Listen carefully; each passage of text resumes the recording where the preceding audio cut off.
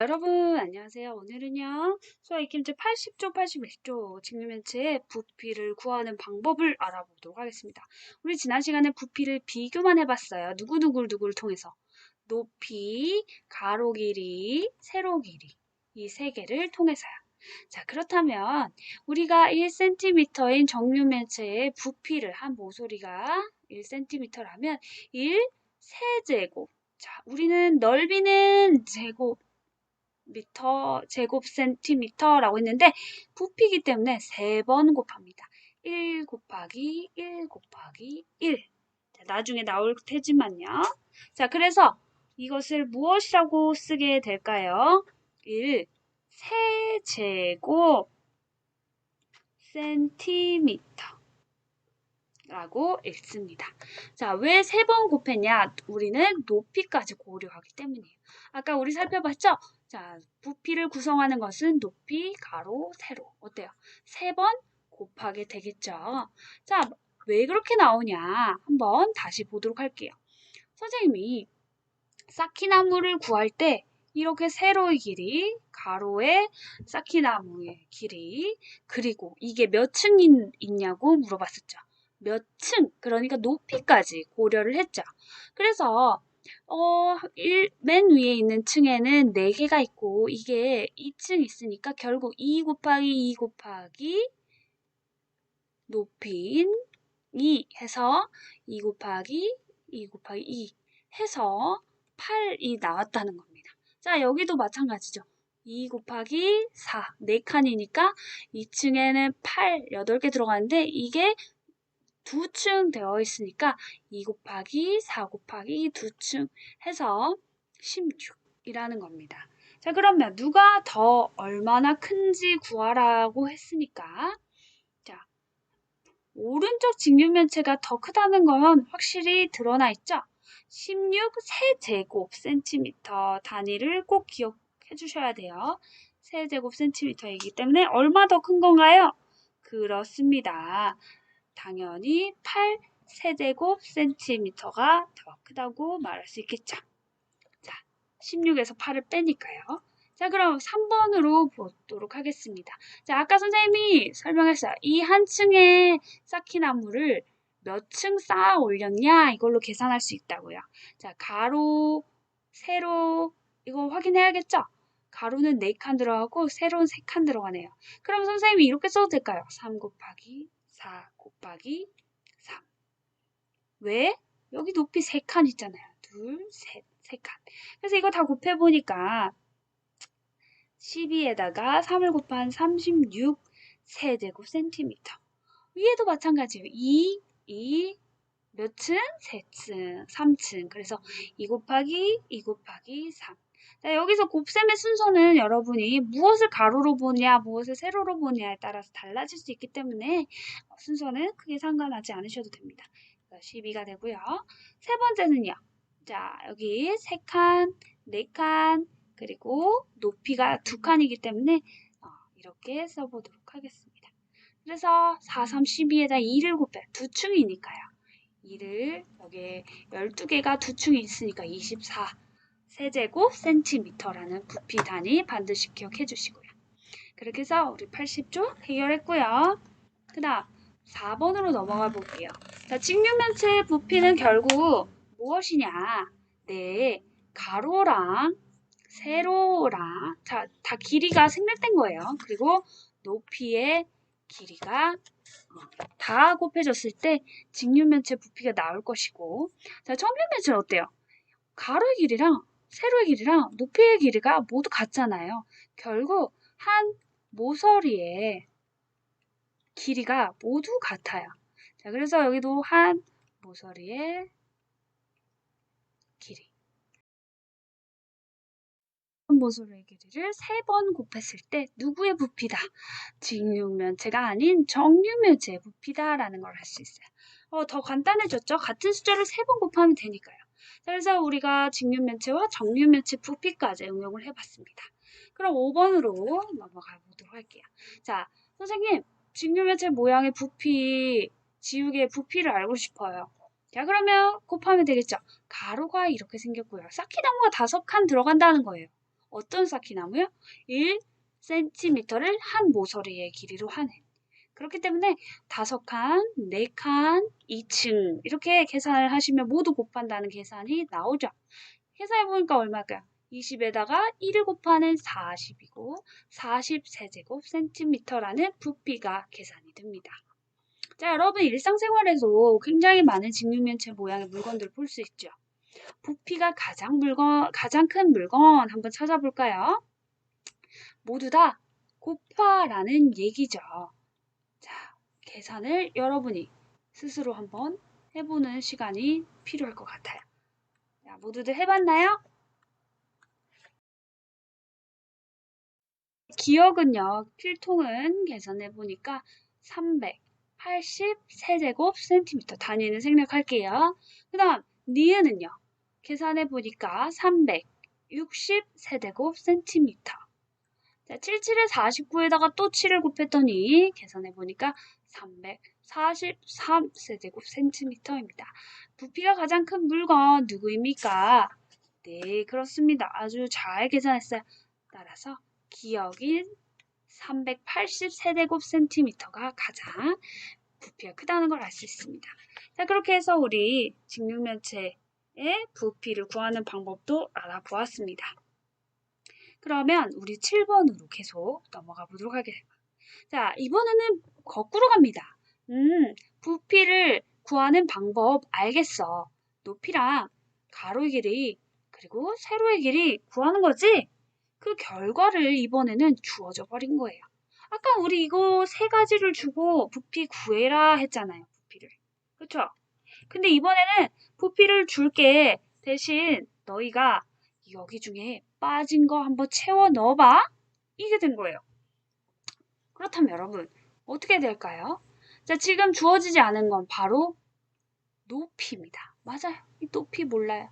네모라고 두겠습니다. 가로는 7, 세로는 8. 그 결과는 280 아마 나올 거야. 그럼 우리는 알고 싶은 이 네모는 높이를 구해보라 그랬잖아요. 네모는 구하기 위해서는 280을 무엇으로 나눠야 될까요? 맞아요. 7로 한번 나누고요. 그 다음에 또 8로 나누어야 될 것 같아요. 그렇죠? 그렇기 때문에 자, 7, 8에 56으로 나누면 280을 다시 말해서 56으로 나누면 그 결과는 네, 5cm라는 것을 알 수 있습니다. 그래서 아하, 우리가 높이, 가로, 세로를 주고 부피만 구해봐. 이렇게 끝나는 게 아니라 여러분 응용 문제에서는 얼마든지 여기서는 높이를 안 주어졌지만 다음에는 여기를 가릴 수도 있잖아요. 세로 한번 구해봐. 그래서 높이를 다른 5cm는 5cm 이렇게 딱 주고 이거 한번 구해봐 라고 나올 수도 있는 거죠. 응용은 얼마든지 할 수 있다는 거. 그거 여기서 꼭 기억하셔야 됩니다. 그 다음 이제 8번은요.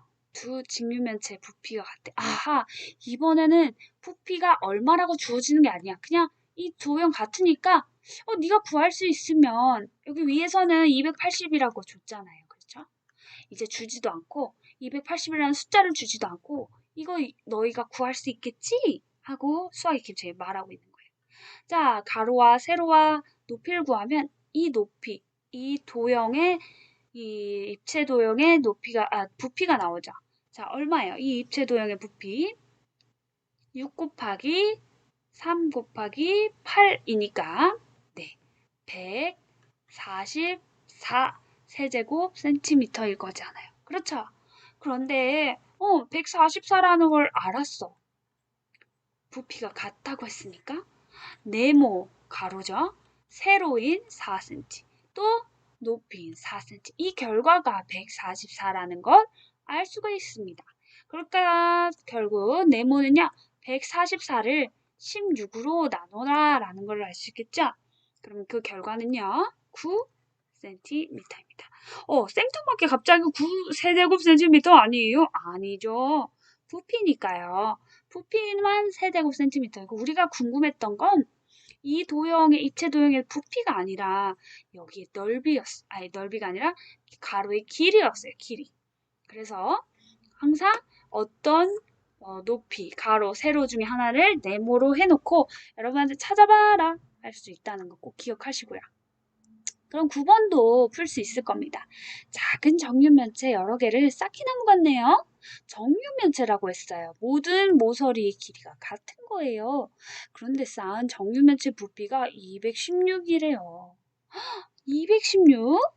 그러면 이 부피 하나하나가 모여서 전체 부피를 만든다면 이 쌓기나무 그러니까 작은 정육면체 하나의 부피가 같은 여러 개, 몇 개가 있는지 안다면 요거 하나의 부피를 알 수 있고 그러면 정육면체 한 모서리의 길이도 알 수 있는 거죠.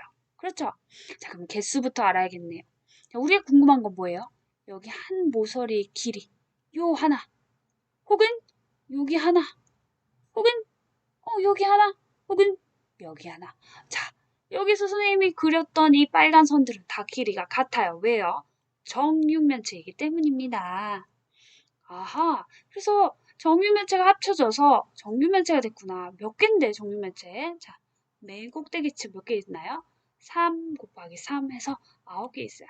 이 9개가 3층 있다고 했으니까 3층 있다고 했으니까 27개 있는 겁니다. 그렇다면 전체 부피가 216을 27로 나눈다면 하나의 이 쌓기나무 혹은 이 정육면체의 부피가 나오는 거겠죠. 자, 216을 27로 나누면 네, 8제곱 센티미터인가요? 아니죠. 세제곱 센티미터겠죠. 왜요? 우리는 요거 하나의 부피를 구했을 뿐이에요, 지금. 자, 그러면 어, 정육면체 요 한 부분을 구하려면 여기가 뭔지 모르겠지만 네모의 결과가 얼마와 같다는 거예요. 8세제곱 센티미터와 같다는 거예요. 왜? 높이, 가로, 세로의 길이가 모두 같잖아요. 정육면체는. 그렇죠?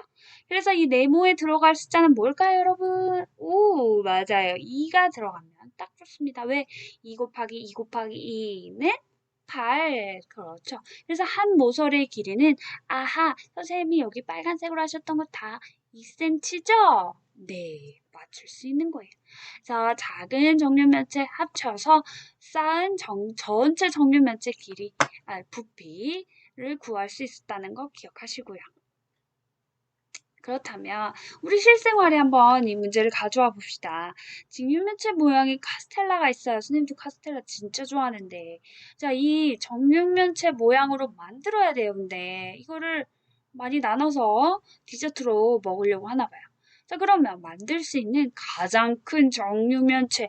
그러니까 카스텔라를 이렇게 커팅 하는데 부스러기가 되는 부분 최소로 하려면 문제는 큐브 모양으로 이렇게 만들어야 되는데 큐브 모양이 정육면체죠? 각 모서리의 길이가 모두 다 같아야 되는데 최대한 버리는 게 없어야 된단 말이에요. 그렇죠? 어떻게 해야 될까요? 잘 생각해 보세요. 여러분 커팅을 최소로 하려면 어떻게 해야 되겠어요? 그렇죠. 자, 가로, 세로 높이가 모두 같기 때문에 가장 짧은 이 부분 있죠? 10cm. 자, 내가 여기 20cm를 기준으로 해서 각 변이 20cm인 정육면체 만들 수 있겠어요? 택도 없어요. 15cm. 이렇게 해서 나는 이렇게 무에서 유를 창조하는 거예요, 여러분? 안 됩니다. 가장 짧은 여기 10cm, 10cm, 10cm 해가지고 요런 카스텔라를 여러 개 만들 수 있는 거예요. 가장 짧은 모서리가 기준이 돼야 됩니다. 그렇죠? 그랬을 때 정육면체 모양이 카스텔라 안에서 만들어지는 거예요. 자, 그러면 부피. 이것의 부피를 구하래요. 그냥 그럼 10cm를 기준으로 해요 하는 게 아니라 10 곱하기 10 곱하기 10이기 때문에 1000 세제곱 센티미터라는 풀이 과정을 쓸 수 있어요. 조금만 더 정리할 수가 있겠습니다. 정육면체는 결국 모서리의 길이가 모두 같아야 하기 때문에 바로 이 한 모서리의 길이를 10cm로 해야 된다. 그래서 그 부피는 1000세제곱센티미터라는 거. 자, 그 다음 11번 보도록 하겠습니다. 부피가 72세제곱미터인 직류면체 이미 있대요. 이 직류면체의 가로, 세로, 높이를 정해서 표를 한번 만들어 보래요. 다시 말해서 얘네 다 곱하면 부피 되거든? 이 부피를 만드는 가로, 세로, 높이의 길이를 한번 구해봐 라는 거겠죠. 자, 한번 구해볼까요? 어쨌든 곱해서 72가 돼야 되는 거 어떤 수가 있을까요? 세수를 곱해서 72를 만드는 거. 엄청나게 많은 경우의 수가 있을 수 있어요. 선생님이 한번 이 가로의 숫자를 기준으로 해서 말씀드려 볼게요. 자, 첫 번째, 이 가로가 1인 경우 한번 생각해 볼게요. 1 곱하기 1 곱하기 72, 또 1 곱하기 2로 해보면요. 36cm 모두 곱해도 72가 되겠죠? 또 1 곱하기 3을 해도 24가 되고요. 1 곱하기 얼마가 돼도 될까요? 4가 돼도 18. 1 곱하기 6이 돼도 12. 자, 이런 식으로 다양하게 만들어질 수가 있어요. 그러면 8이니까 얼마인가요? 9. 자, 이번엔 가로의 길이를 2cm를 기준으로 해서 만들어 보자면 2 곱하기 2 곱하기 18을 해도 되고요. 2 곱하기 3 곱하기 12를 해도 이런 식으로 굉장히 여러 가지 경우의 수가 나올 수 있습니다. 자, 2 곱하기 6 곱하기 6도 가능하고요. 어쨌든 그 곱의 결과가 72가 나오는 수가 되면 됩니다. 근데 이 중에서 뭐 하나 숫자를 0으로 바꾸면 될까요? 안 될까요? 안 됩니다. 높이가 0이 돼버리면 입체도형이라고 할 수가 없기 때문이죠. 네, 그렇게 해서 여러분이 최대한 다양한 수를 생각해서 72를 만드는 경우의 수를 써 넣으시면 되겠습니다. 자, 그래서 오늘 선생님과 83쪽까지 한번 풀이를